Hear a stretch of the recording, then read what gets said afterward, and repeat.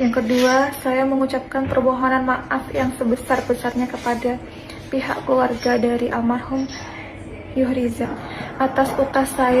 Dan saya menyampaikan permintaan maaf dan penyesalan saya yang sebesar-besarnya terhadap sikap dan tindakan saya di sosial media Threads yang telah menyinggung dan menyakiti almarhum Yuhrizal beserta keluarga. Menyampaikan permohonan maaf atas ketikan saya di media sosial di Threads. Saya juga ingin menyampaikan turut berduka cita kepada pemilik.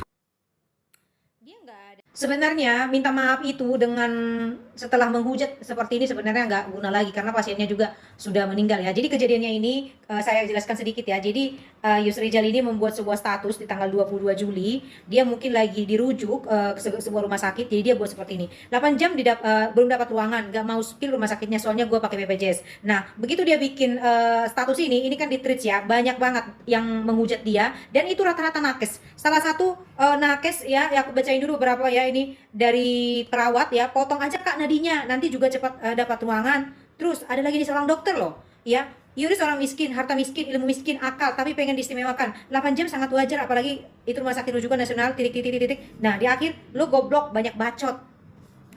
Dokter lagi kalau full mau dipindahkan kemana, mau di lantai katanya nggak ada hubungannya sama BPJS, intinya seperti itu ya. Kalau mau pindah cepat ruangan jenazah selalu kosong, ngeselin nih, ngesalin dah nakes rumah sakit, bahkan pemerintah melalui BPJS berusaha bantuin masyarakat malah gini ya. Ini perkataan-perkataan dari seorang nakes, perawat, dokter itu memang sebenarnya kalau kita bilang itu sangat memalukan ya, itu sangat memalukan menurutku. Itu kayaknya macam nggak punya sekolah ya, padahal setauku ya nakes itu, perawat itu, dokter itu butuh biaya yang banyak, Nah paling menyakitkannya di Indonesia sudah mengeluarkan uang yang banyak, biaya yang banyak pada saat sekolahnya, ketika mereka kerja tuntutannya tinggi, jam kerja tinggi, tapi gajinya sedikit. Nah itu mirisnya kalau di Indonesia ya, kecuali memang sudah mungkin sudah pegawai negeri ya, tapi kalau misalnya swasta udah tau lah kita berapa gaji mereka ya. Cuman terlepas dari sini, sebelum kita menerima suatu profesi seperti ini, bagusnya kita mikir-mikir dulu. Jadi aku mau flashback sedikit ya.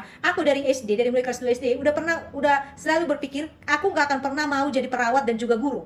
Bayangkan kalian, aku kelas 2 SD udah berpikiran seperti itu. Kelas 2 atau kelas 3 SD, aku udah berpikiran seperti itu. Jadi aku sudah bercita-cita di kelas 3 SD itu seorang pengacara atau ahli politik, hukum, seperti itu ya kan. Nggak pernah kepikiran aku menjadi seorang guru dan nakes. Perawat lah, nggak usah dokter ya. Karena menurutku profesi itu butuh hati yang luas, empati yang besar.